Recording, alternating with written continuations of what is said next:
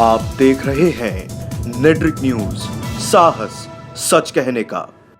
नमस्कार, मैं हूं देवनाथ पांडे और आप देख रहे हैं नेट्रिक न्यूज।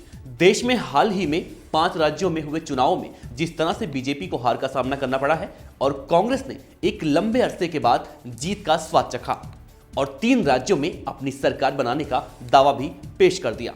लेकिन जब हमारे रिपोर्टर ग्राउंड जीरो पर जाकर लोगों से बात किए तो कुछ लोगों का मानना है कि इस हार से बीजेपी को आने वाले लोकसभा चुनाव में कांग्रेस पार्टी कांटे की टक्कर दे सकती है। तो वहीं कुछ लोग ऐसे भी हैं जिनका मानना है कि ये चुनाव महज विधानसभा चुनाव है, लोकसभा चुनाव से इसका कोई मतलब नहीं है। ये बताइए, जिस तरीके से कांग्रेस ने 3 राज्यों में जीत हासिल की है, 5 राज्यों से बीजेपी की हार हुई है, तो बीजेपी की हार की वजह क्या है? Self confidence, over confidence, arrogance, बस इससे ज़्यादा तो और कुछ नहीं। लोकसभा चुनाव 2019 में क्या असर पड़ेगा इन 3 राज्यों में जीत का? कांग्रेस क्या कमबैक करेगी? अगर अब नहीं सीखा और अगर उन्होंने जनता की राय और जनता के समस्याओं को समझा नहीं तो 2019 तो गया। क्या देश की जनता राहुल गांधी को पीएम के तौर पे देखना चाहती है? अधिकतर तौर पे नहीं देखना चाहती। तो क्या वजह है? पार्ट टाइम पॉलिटिशियन नहीं चलता। आपको सीरियस पॉलिटिशियन बनना है तो 365 दिन आपको पॉलिटिशियन ही रहना पड़ेगा। आप महीने में अगर 10 दिन पॉलिटिशियन हूँ, 10 दिन मैं आराम करूँगा, 10 दिन मैं विश्राम करूँगा, नहीं चलता। तो आपको लगता है कि 2019 में कांटे की टक्कर होगी बीजेपी कांग्रेस में? हाँ, बिल्कुल। पहले से काफ़ी सुधार हुई है और ये जो जुमला पार्टी है इससे लोग परेशान हो चुके हैं, हताशा हो चुके हैं कि हर दम इनके बात झूठ पे झूठ, हमेशा झूठ ही बोलना और मंदिर मस्जिद के मुद्दों पे उलझा के लोगों को लड़ाई करवाना। ये जो मोदी जी हैं विदेशों में घूमना, राफेल घोटाला, इस तरीके से लोगों का आँख खुल चुका है। अब आगे का जो है भावी प्रधानमंत्री के रूप में श्री राहुल गांधी जी को ही देखना चाहते हैं और इसमें सारे युवा और बुजुर्गों का आशीर्वाद इनके साथ है। 2019 में क्या लगता है कि कांग्रेस कमबैक करेगी? 100% कमबैक करेगी। हर कोई राहुल जी को ही प्रधानमंत्री के रूप में देखना चाहता है। कांग्रेस कमबैक कर चुकी है और 2019 में फुल फ्लैज कांग्रेस की गवर्नमेंट बनेगी। कारण यह है कि मोदी को जिस उम्मीद से जनता ने जिताया था वो उम्मीदें पूरी नहीं हुई। लगातार वो झूठ बोल रहे हैं और जनता से जो वादे किए थे उनको पूरा न करके नए वादे करना और मुख्य जो ज़रूरी मुद्दे हैं, स्वास्थ्य से जुड़े हुए, शिक्षा से जुड़े हुए, रोजगार से जुड़े हुए, उन मुद्दों को भटकाने के लिए वो एक नया पैटर्न शुरू किए हैं हिंदू मुस्लिम का, मंदिर बनाने का। तो इन सब चीज़ों में जनता अब उलझने वाली नहीं है। जनता को अपनी मूलभूत आवश्यकताओं की पूर्ति के लिए जो सरकार का दायित्व होता है उस दायित्व को न पूरा करके वो सीधे सिर्फ धर्म की राजनीति की बात कर रहे हैं और धर्म की राजनीति को जनता ने नकारा है। इस चुनाव में जनता ने अपना पूरा जो मन है वो बना लिया है कि 2019 में उन्हें क्या करना है। ये 3 राज्यों में कांग्रेस की जीत उसी का नतीजा है कि 2019 में उन्होंने अपना मन बना लिया है कि वो कांग्रेस के पक्ष में अपना वोट करने वाले हैं। वो मोदी के झूठे भाषणों से, उनके झूठे सपनों से आजी जा चुकी है यहाँ देश और प्रदेश की जनता, तो वो अब कांग्रेस के लिए अपना मन बना चुकी है। देखिए, अभी जो राज्यों के अंदर जो चुनाव हुए हैं, तीनों राज्यों में और बल्कि 5 राज्यों में बीजेपी की हार हुई है। मुझे लगता है उसके पीछे यही कारण है कि बीजेपी ने जो भी वादे किए, उन्होंने कहा कि हम भ्रष्टाचार मुक्त भारत बनाएंगे, उन्होंने कहा कि हम विकास करेंगे देश का। ये सारे वादों पे बीजेपी खरी नहीं उतरी है और लोगों ने इसका करारा जवाब दिया है जब उनको मौका मिला है अपने वोट ना देकर बीजेपी को। तो मुझे लगता है कि अभी भी बीजेपी को ये समझना होगा कि किसी और टाइप की राजनीति, मंदिर मस्जिद की राजनीति करके लोग नहीं सुनेंगे। लोगों को विकास चाहिए, लोगों को अपने अधिकार चाहिए, अपने संवैधानिक अधिकार चाहिए हैं। और अगर सरकार भ्रष्टाचार रोकने की बजाय भ्रष्टाचार बढ़ाने वाले काम करेगी, जो भी भ्रष्टाचार विरोधी कानून हैं उनको खंडित करेगी, जैसे सूचना का अधिकार कानून है, सीबीआई है, बाकी सारे जो कानून है, लोकपाल है, इन सबको अगर नहीं लागू करेगी तो लोग देख रहे हैं और लोग जवाब देंगे उनका चुनाव में। देखिए 2019 में मुझे लगता है कि लोग ये देखेंगे, लोग ये परखेंगे कि जो सरकार ने उनको वादे किए थे, बीजेपी ने वादे किए थे उनको सरकार बनाने से पहले, क्या बीजेपी ने उन वादों को पूरा किया कि नहीं। यदि लोगों को दिखता है कि सरकार, बीजेपी की सरकार जो है वो अपने वादों से बिल्कुल विपरीत काम कर रही है, तो कोई भी पार्टी हो, कोई और पार्टी हो, उसका समर्थन लोग करेंगे, लेकिन बीजेपी का समर्थन नहीं करेंगे। तो यदि बीजेपी भी चाहती है कि लोग उन पे भरोसा करें, उनको वोट करें, तो उनके पास कोई विकल्प नहीं है। उन्हें ये सारे इंस्टीट्यूशंस को, उन्हें अपने सारे वादों को सही से पूरा करना होगा, और जो कि हम देख रहे हैं पिछले 4.5 साल में हुआ नहीं है, और उसी का जवाब लोग दे रहे हैं और 2019 में भी देंगे।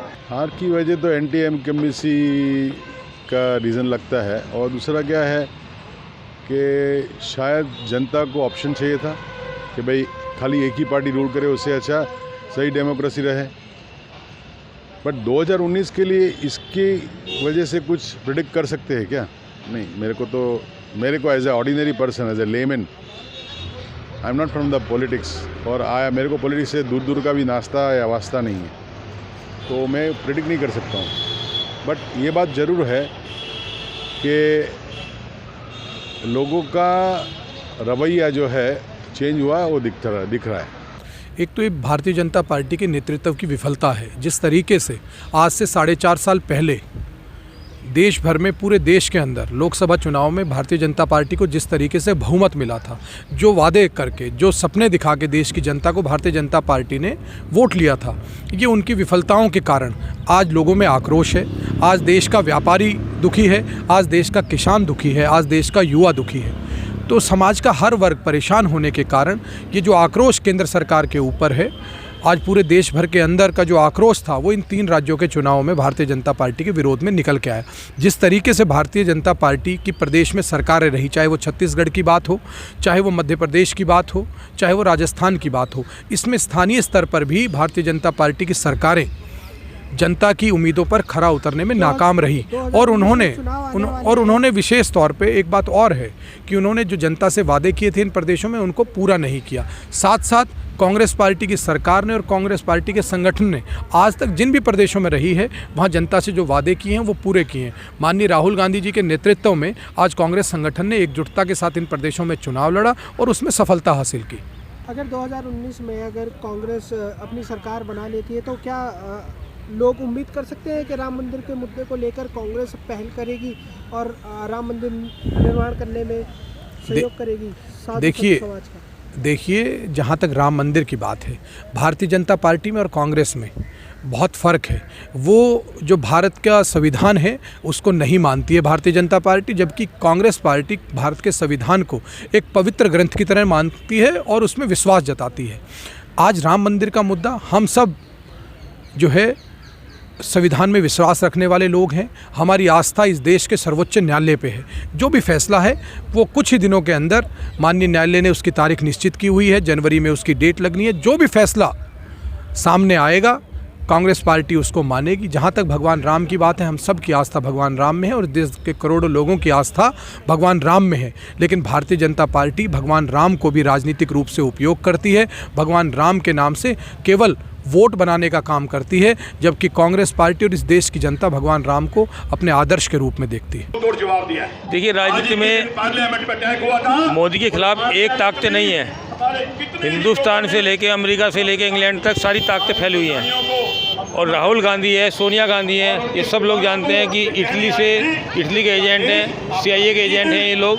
और ये लोग, इनको अमेरिका से फंडिंग हो रही है, विदेश फंडिंग हो रही है। ये हिंदुस्तान को, सोनिया गांधी तो एक ईसाई देश बनाने के लिए यहाँ पर आई हुई है। 5 राज्यों में तो जिता दिया कांग्रेस को। देखिए, मेरी बात ये सुनिए ना, यहाँ इनके खिलाफ पूरी ताकतें लगी हुई हैं। वो ताकतें मीडिया में भी है, वो ताकतें सुप्रीम कोर्ट में बैठी हुई है। आप कांटे की टक्कर दे पाएगी? बिल्कुल कांटे की टक्कर दे पाएगी। अभी देखिए, नोटा के नाम पर जो सुप्रीम कोर्ट ने खेल खोला है, सुप्रीम कोर्ट के जो जितने जज बैठे हुए ना, ये CIA के एजेंट बैठे हुए हैं। ये जो याचिका लगाने वाला था, याचिका लगाने विनायक सेन की संस्था थी, वो PUCL, मतलब ये पूरा का पूरा आतंकवादियों का, देशद्रोहियों का गिरोह, नक्सलवादियों का गिरोह पूरा सुप्रीम कोर्ट में बैठा हुआ है और ये लोग खेल खेलते हैं। आज जो बीजेपी हारी है वो नोटा के कारण हारी है, जो 1.5% वोट नोटा में गया है।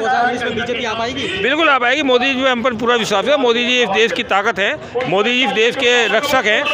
पीएम नहीं बन पाएंगे जी? राहुल गांधी पीएम नहीं बन? अरे राहुल गांधी जैसे कितने आए कितने चले गए, थोड़ा बहुत झटके लगते रहते हैं, राजनीति है। मोदी के खेल को देखते रहो, मोदी का खेल ऐसा खतरनाक खेल है कि अच्छे बह जाएंगे। मेरा ऐसा मानना है 3 राज्यों में कांग्रेस सरकार ने जो सत्ता बनाई है उससे कांग्रेस की कार्यकर्ताओं का मनोबल बढ़ा है और एक 2019 चुनाव में इसका सीधा लाभ होगा।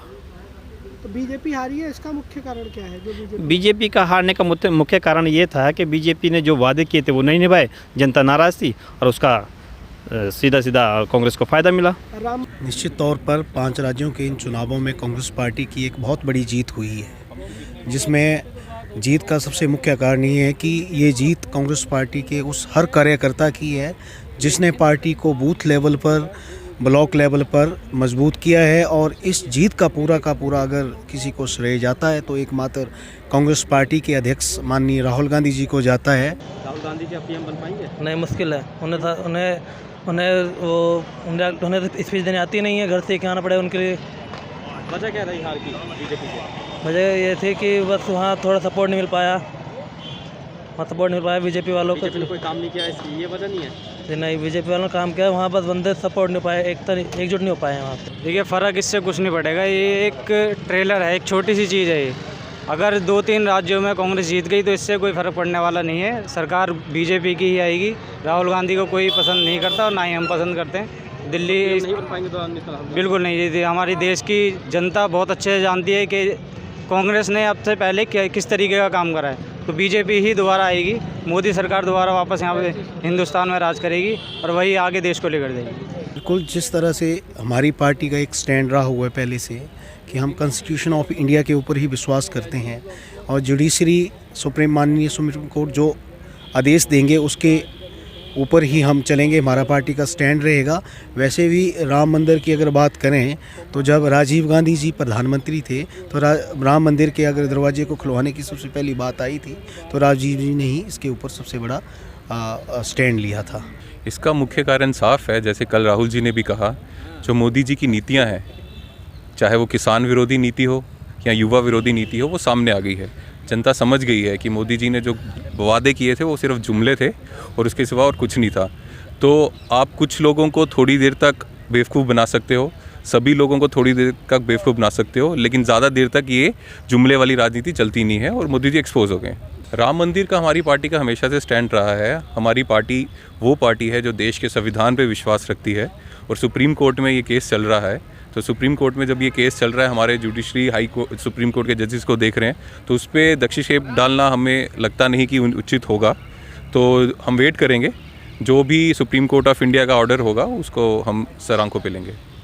देखो, तेलंगाना और छत्तीसगढ़ में तो वैसे ही साफ था। मणिपुर में तो तेलंगाना और मणिपुर जहाँ है वहाँ पे तो बीजेपी का नाम ही नहीं था। वहाँ पे तो हम कहें कि बीजेपी वहाँ से साफ हो गई, तो बीजेपी वहाँ पे अस्तित्व में नहीं थी, तो साफ होने का सवाल ही नहीं उठता। दूसरा हम बात करें तो राजस्थान, मध्य प्रदेश और छत्तीसगढ़, इन तीनों राज्यों में हम भी ऐसे मान के चल रहे थे कि बीजेपी आ सकती है, लेकिन जब जो उनके वादे किए हुए थे जनता के सामने, 2 करोड़ युवाओं को रोज़गार देंगे, किसानों का कर्जा माफ़ करेंगे और कई तरह के वादे हैं, 15-15 लाख सबके अकाउंट में भेजेंगे, ये सब जनता के सामने थे और जनता ने जब वक्त आया तो जवाब देने का कोशिश किया। और आप देखेंगे कि राजस्थान में भी कई तरह के ऐसे मुद्दे घटित हुए जो राजस्थान में बीजेपी पीछे गई है, तो इसके पीछे कई वजह हैं। जैसे राजस्थान में पिछले 5 साल में 23,500 स्कूल्स बंद कर दिए गए, जहाँ पे पहले जो स्टूडेंट्स का जो रेशियो था पढ़ाई करने का, वो रेशियो नहीं के बराबर हो गया।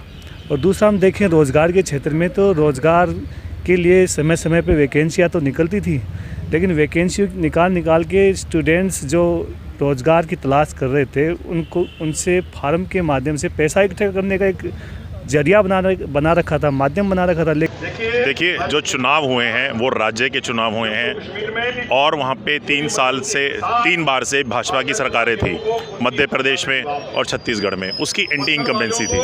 दूसरी बात, अगर हम बात करते हैं केंद्र की चुनाव की, केंद्र का चुनाव और राज्य का चुनाव बिल्कुल अलग अलग होता है। और केंद्र के लिए देश का बच्चा 125 करोड़ भारतीय आज चाहते हैं कि देश का प्रधानमंत्री सिर्फ श्री नरेंद्र मोदी जी ही हों।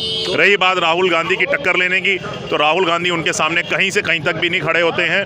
राहुल गांधी जी के जो फैन फॉलोइंग है वो मोदी जी से बहुत ही थोड़ी है, ना ही वो उनकी टक्कर ले पाएंगे। ये सिर्फ राज्य का चुनाव था, वो जीते हैं, उनको बधाई है। 2019 के अंदर पिछली बार से भी ज़्यादा शक्ति के साथ मोदी जी चुनाव जीतेंगे।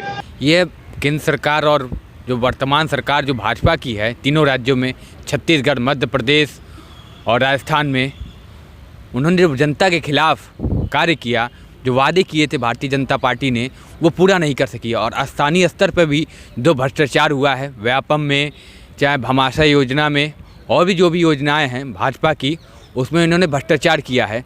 मोदी सरकार ने राफेल में जो भ्रष्टाचार किया है, इसके खिलाफ जनता का आक्रोश निकला है। जो युवाओं को 2 करोड़ रोजगार देने का वादा किया था मोदी सरकार ने, उसका आक्रोश इन युवाओं ने निकाला है। केंद्र सरकार कहती थी किसानों का हम कर्ज माफ़ करेंगे, किसानों का 1 रुपया कर्ज नहीं माफ़ हुआ, उसका गुस्सा निकला है। तो ही हमारे रिपोर्टर वाजिद अली ने इस मुद्दे पर गुजरात कांग्रेस के प्रभारी राजीव सावत से खास बातचीत की, तो देखिए उन्होंने क्या कहा। 5 राज्यों में चुनाव में बीजेपी ने करारी हार का सामना किया है। 3 राज्यों में कांग्रेस की जीत हुई है। जी हाँ, कांग्रेस की जीत हुई है। इसका 2019 लोकसभा चुनाव पर कितना असर पड़ेगा, मैं आपसे जानना चाहता हूँ। 2019 के लोकसभा चुनाव आ रहे हैं, कांग्रेस 3 राज्यों के अंदर विजयी घोषित हुई है, तो इसका कितना असर पड़ेगा 2019 के चुनाव पर? आपने जो कहा 3 राज्यों में तो हम ज़रूर जीते हैं, लेकिन जो 5 राज्यों में बीजेपी हारी है, इसकी चर्चा नहीं हो रही है। अभी तक 4 साढ़े 4 साल में ऐसा कभी नहीं हुआ था कि भारतीय जनता पार्टी किसी भी राज्य में नहीं जीती है।